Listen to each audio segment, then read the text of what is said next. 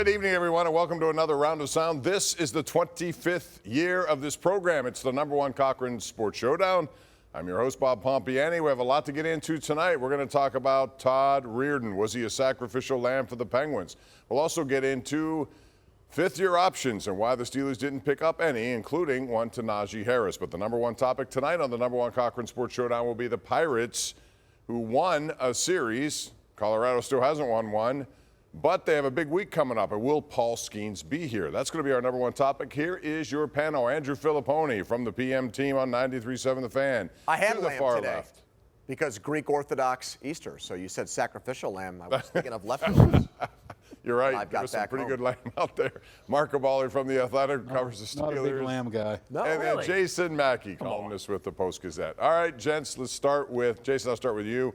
You're over there today. Paul Skeens, again, outstanding.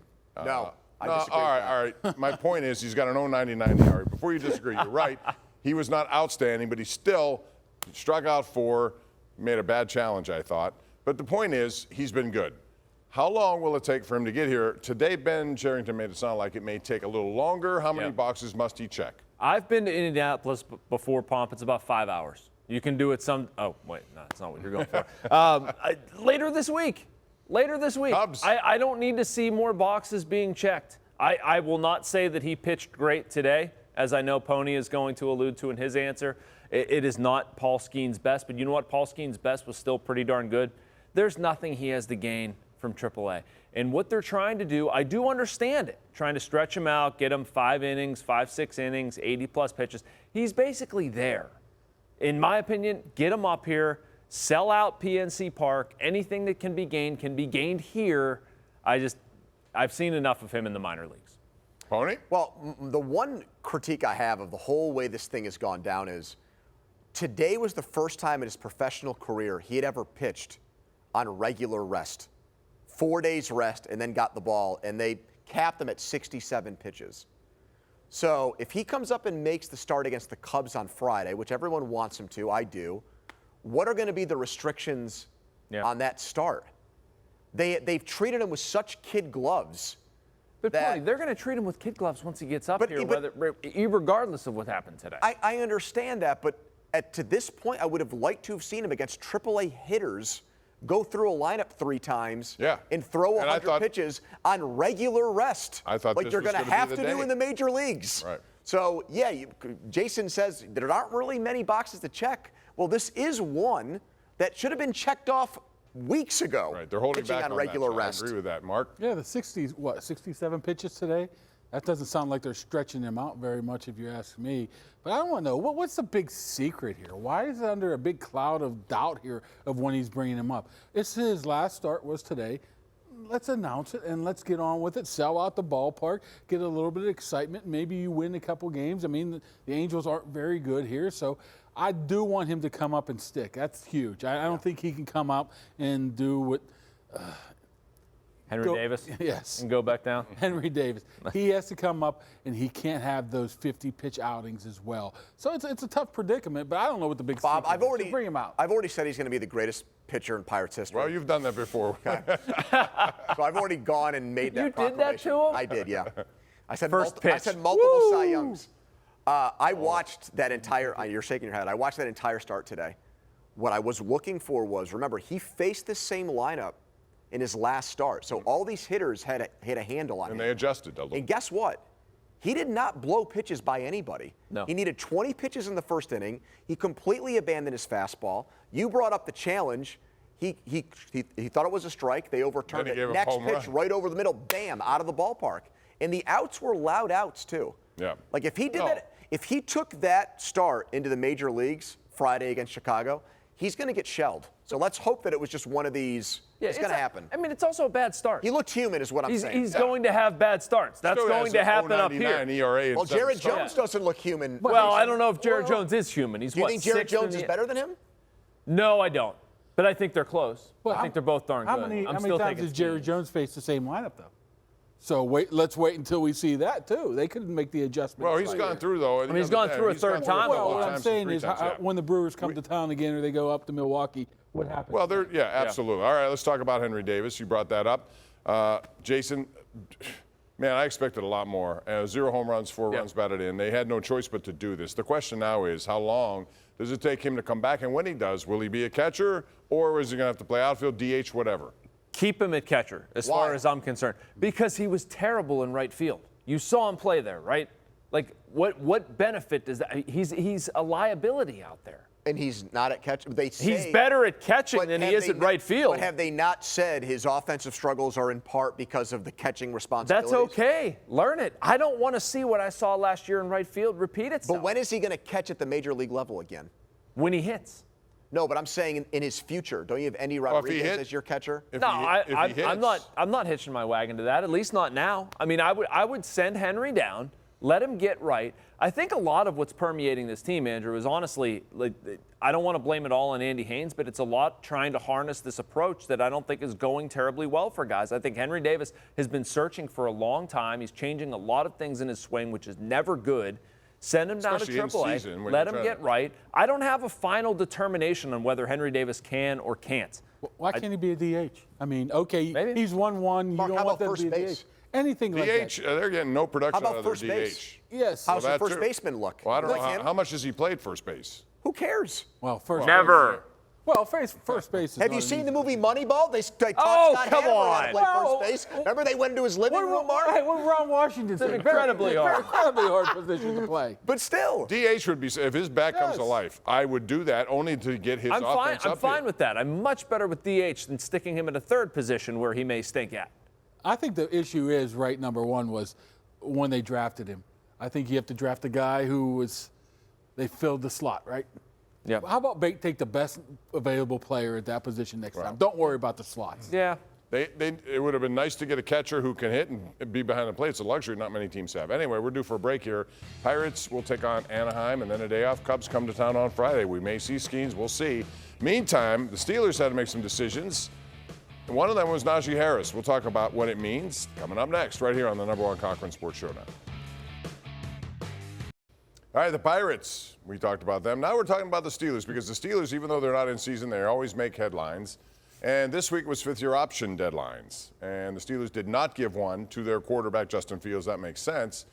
But they also didn't give one to Najee Harris, which to me, Mark, is not that big of a deal, because he's going to be here this year. If he performs, you still have options in terms of franchise tagging. You can come to a deal. You can do all these different things. Was that the right thing to decline his option? I think he'd be highly motivated this year. He should be anyway. Well, you're taking a chance here by declining the option, because if he does have a good year, he's not coming back. He's going to go find But he's money somewhere else. 27. He's going to find money somewhere else. Somebody else is going to pay him $8 to $10 million. They're not going to franchise him. That's like 14 or 15, right? So what I don't get out of the whole situation was the reasoning why. Let's see him in Arthur Smith's offense. Baloney. Absolutely baloney. You don't do that for a guy that you want to be on the roster for a long time right now. That was just a way to disguise it a little bit. They just don't think that he was worth $7 million right now, right, wrong, or indifferent. I would have kept him just for the fact that you want to do that power run game for the next year or two at a reasonable price. That's why I would have kept him, but hey, they decided elsewise. Does this, Andrew, mean that pick was a bad pick? Yeah, of course it does. Yeah, anytime a fifth-year option, we talked about this all week. In the grand scheme of things, a $250 million salary cap, or $230 million, $7 million is 2%. So, But exactly, among chump change. running backs, It's more a with running lot. backs. I know, but I'm just saying, like, you're not willing to do that for a player. Of course it's a referendum on what kind of pick it was. This power running back thing, I get that that's his style. How many times, 25 years you've done this, but the last couple of years with Najee, how many times do we sit here after a game and we're thinking, where was the power running game? He's bouncing outside. Right. He's not hitting the hole hard. The backup running back hit the hole harder than he did, except those 2 games late in the year against Seattle and against Which up the Baltimore. yards per carry average. The stiff arms and that power on the outside. Yeah, You see jumping that over a lot. guys. We see him Seen jumping that a over lot. guys when he should run them over, Mark. But what happens if he gets Jalen Warren gets injured next year? Then what do you do? Yeah. That's. I mean, don't you- It's You find another running back like the You, rest of the league you does. have to know. go into the season with another running back, right? Yes. But Like, that's next year. Yeah. I don't have a problem with the move because of what the market is. If you give me $7 million, I can go find another running back who's going to replicate that production for relatively probably cheaper, honestly, I'm probably going to save some money. No, I agree that it's a bad pick that we're even having this conversation right now. But you can recreate what Harris has done for much cheaper. All right. I don't think how much cheaper. If you go out and get one, what are you paying? $4? They paid Cordero $4? Patterson. I'll take it. Okay. Well, they paid That's a Cordero $3 million Patterson $3 savings. million, a 32-year-old that just started running back 3 years ago. So you're still going to pay a guy on the market next year $4 to $5, right? What I don't love is the lack of depth for this next up. If something happens, Well, there's always, no matter what position you're talking about, if something happens, spot. that's a bad thing. Yeah, but I just don't think they're deep enough now. And then next year, like Mark's saying, you got to really strike it. Justin Fields, he's not going to get $25 million. He might get an extension here. I want to ask you about this comment in Cam's podcast by Jaylen Warren that he might return kicks. I understand the logic, but come on, really? Why did you bring in Cordero Patterson? Well, why can't two guys be back there? Well, because that's his job. He's one of the best in the game in doing it. Why would you put him back? I want him to be involved in things in a specialty basis, but not kickoff returns. But why though? Because you have Cordero Patterson. But who do you think is more dangerous in the open field, Patterson or Fields? Well, okay, we're talking about how about if he gets injured? We're talking about But injury. it's not a dangerous play anymore because of where. Oh, you don't know that yet. That's what it looks like, but you don't know. I'm not taking that risk personally. Well, wait a minute. Not with somebody as important as Fields could be. So it's okay then to run design running plays with him as a quarterback? What's the difference? Because that's the stakes are higher. He's more comfortable doing it. He's done his life. It's probably easier to score a touchdown with him returning a kickoff now than it is him just lining up in the shotgun with a wildcat play. You don't just put the fastest guy back there and he's successful. Calvin Austin ran a 4.2, and how successful I don't know, Mark. Put those highlights on him, but when he makes people miss. There's a reason why Cordell Patterson is one of the best in the world. He knows how to return kicks. So I don't. So we think that Jaylen Warren just made this up? No, absolutely not. I guarantee Danny Smith said that, and Jaylen Warren tells the truth 100%. Right. Jaylen Warren is a truth teller, and maybe they have to say, "Hey, what you're hearing So here." doesn't it say? Stop being honest. So it has to mean something that the special teams coordinator has been around the NFL for a long time. Don't you kick around a lot of ideas throughout the course of an offseason? I can just see Danny saying, "Yeah, man, we'll put Justin back there." All right. Real quick, I want to get into this topic too, Jason, about wide receivers. We saw not that they would bring back Chase Claypool. He goes to the Bills, which is stunning to me. OBJ goes to Miami. There are not many free agent options out there. Tyler Boyd is one of them. What do you think the Steelers will end up with in terms of another wide receiver? Anyone out there comes to mind, or do you think it'll have to be some sort of trade? I think it would have to be some sort of trade. I can't think of somebody out there that's not a big one. The way this is going, Bob, I don't see how they would get a top-tier option in here. Now, on the Tyler Boyd subject, I wish they could find middle ground. I understand that's not where it's at. It's not going to happen. Just makes me sad. It makes too much sense. That's the exact type of thing they need. But I don't see with what they're willing to give up, with what they can fit, how that salary is going to. They're not going to go lure DK Metcalf in here. They're not going to give that up. They're not going to pay the salary, at least in my opinion. Well, they're going to have to play. They're playing the slow game right now. Who blinks first, right? All of a sudden you get to August and somebody needs to move a salary. Maybe, hey, who knows? But how much can they take? But maybe DK Metcalf in Seattle, maybe they have a deal already made. Maybe, I don't know. I would be stunned by that. Maybe there's a deal already. So what will happen? Something has to be done, right? Because they don't have enough. You talk about depth. I'm not. They have no depth. I'm not close. Zay Flowers. I'm not closing the door. Zay Flowers. You mean Zay Jones? I always get this. Yeah, Jones, the guy from Jackson. Would do nothing for me. I'll take Flowers if you're going to. I'll take him right now. Bob, I don't know. Omar has such a good handle on the agents, way more than I think Kevin did. My opinion is he knows that the San Francisco situation is going to come to a head. Ayuk's not going to play for $14 million this year. And if we get closer to kickoff time and he still doesn't have a deal, I think he's going to try to force his way out. And I also think their coach is arrogant enough to think, I don't need him. I made Brock Purdy into a star. Look at what I do. My offensive system. Anybody can play in here. You can have him. Give us a first-round pick. Let me ask you about that coach and that team. They were lucky enough to come up with Brock Purdy. If they didn't, because of the massive failure of Trey Lance, what would they be? I understand that, but you got to. This guy's so arrogant. He made Jimmy Garoppolo, while he was still on the team, practice on another field away from the rest of the team because he wanted nothing to do with him. People have big heads in this business. You know that. Howard did that to Casey Hampton one time, didn't he? He also stared a hole through Josh Miller after a 9-yard punt. Remember that? I just remember. If Omar's able to pull off like you said, you might as well just make him GM of the year. I mean, that's tough, man. Don't you think that's what he's waiting for? That's all he could do Yeah, with he this. has to wait at this point. I'm not giving up a first round Wow. pick, though, for Ayuk. What patience that would be just to wait. They definitely have to do something. And you Yes. could wait all you want, but sooner or later something has to happen. We got to take a break. When we come back, we're going to talk about the Penguins and some off-season changes that are happening behind the bench. But how extensive will they be? That's next, right here on the #1 Cochran Sports Showdown. This is the 25th anniversary of this program. I want to remind you, during that time, Sidney Crosby set a club record by picking up his 97th career assist when he set up Jake Gensel, who's now with Carolina, and they lost game 1 today to the Rangers. A lot of good stuff from Sidney Crosby over these years, and always happy to cover his career because it's been outstanding on and off the ice. Now, talking about the Penguins, Andrew, they made a change. So the question is, Todd Reardon knows a lot about hockey and special teams, but the results weren't there. 15.3%, 12 shorthanded goals given up. Is he a sacrificial lamb in this whole thing? Yeah, I think he is. Yeah. They haven't won a playoff game. They haven't made the playoffs in 2 years. They haven't won a playoff series since 2018. And so when you're in a win-now mode, you make the Erik Karlsson trade. The idea is you take an average power play and you make it great, and they ended up being 30th in the league. So Todd Reardon didn't deserve to keep his job. But the idea that that's all they're going to do. And apparently there was some disagreement over even making that move. Yeah, and that's not good, Bob. It's not all they're going to do. But that's the same thing, right? Jason Sullivan was not happy with his last coaching changes they had to make back how many years ago? This is something that bothers me about Sullivan, and the perception that Sullivan would even quit on the Penguins.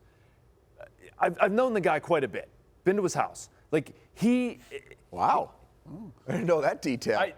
Glad Chinese food with him too. I did not. That was Rutherford. But like, you got a pretty. That's a good line. That's good. But Sullivan, I mean, the guy's pretty stubborn. He's pretty passionate about the people that are around him. Of course, he's going to be upset that his assistant coaches are taken. Like, he's not going to be happy. But at the end of the day, Kyle Dubas is the boss. In the idea that he would like quit and just bolt to New Jersey, which I know is a future topic, Pomp, I don't understand that either. Like, I don't think yes, he's absolutely a But scapegoat. Mark, Jason, I don't think so.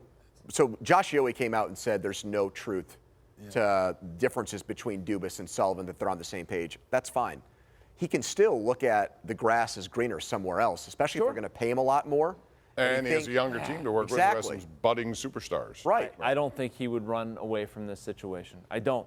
I don't. Mark, I don't think he would actively try to get out. For the Reardon thing, I think there's no way that was Sullivan's call. No. I mean, and second of all, I mean, we talk about this with Andy Haynes and even some other coaches. How much coaching really plays into this? You tell a guys, or in this situation, 2 to 3 Hall of Famers, maybe 4 Hall of Famers, what to do. They're not going to listen to you. Yeah, but no matter who they bring in, they're not going to listen to you.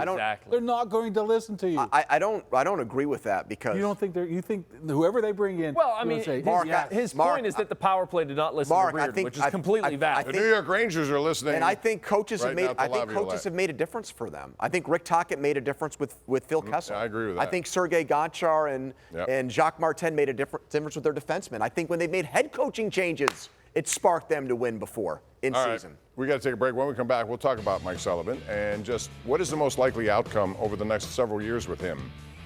We'll talk about that next, right here on the #1 Cochran Sports Showdown. All right, we'll continue with Mike Sullivan, who is about to begin a 3-year extension. Pony, I want to ask you, what would it take for him not to be here, knowing that this is here, knowing he's loyal to his players? Could it possibly be a firing if things don't go well next season, into the season, or more likely to be on his own terms to leave? Well, so this is not what I would do. This is what I think would happen, predicting it, you're asking me? Yeah, what do you think most likely? I got to be honest. I feel like he's on such safe ground with them that I would have him on a very short leash to start next season, but I don't think they will. I don't think they do. I think basically he's short leash meaning halfway through the season they're not in the playoffs. If they're not in the playoffs, yeah, I do what they did with when they hired Bilesma in 2009. But I don't know. I think as long as he wants to coach here, he's going to coach here. Yeah, who makes the decision, though? I mean, we talking strictly Dubas, Fenway Sports Group, a Boston guy, Sully, has a history of winning other than the last couple of years. I think he's pretty much safe unless this is something Dubas really wants. and pushes for it. Yeah, and that's where I come down on it. If they have a lousy first month or two, Pomp, I mean, maybe a month is a little aggressive. And look at their AHL affiliate, too. Like, if they wind up hiring Sheldon Keefe, as we were talking about off air, that's a Dubas guy. Okay, that's a whole different scenario. then I know, but what? If they hire Sheldon Keefe, then Sullivan is on the clock big time. Absolutely, Right. that would be. And then a bad but how about start, if Sheldon they're Keefe gonna make doesn't that. get fired? Because I don't know that he's going to get fired. He wasn't the reason Toronto lost that. I thought he adjusted well and got his No, players to buy but in. weird things happen up there, man. Never know. Because they haven't done anything in a long time, right? 67. Right. That's right, long time. All right, speaking of numbers, when you're number one, and that's in your name, you always have to bring your A game, and that's exactly what number one Cochran does every day. With 2 convenient locations in Monroeville and Butler County, more than 200 new models in stock, and all-star offers for every budget and every lifestyle. Drive home a winner when you visit number one Cochran Subaru or shop online at cochransubaru.com and cochransubarubutler.com. We'll be right back.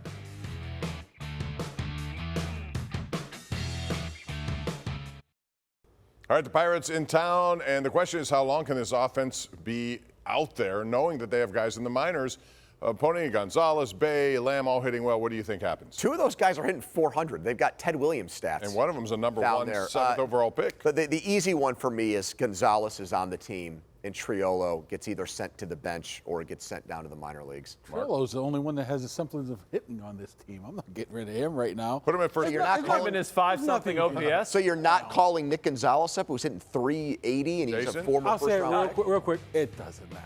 Jason, Boy, the what- rock I mean, I down understand bar. they want to ride it out a little bit longer, but I would not be against the change. Gonzalez would be my number one. all right, we'll talk about it next week. We'll know a lot more then. Thanks for joining us on the number one Cochran Sports Showdown. Whee!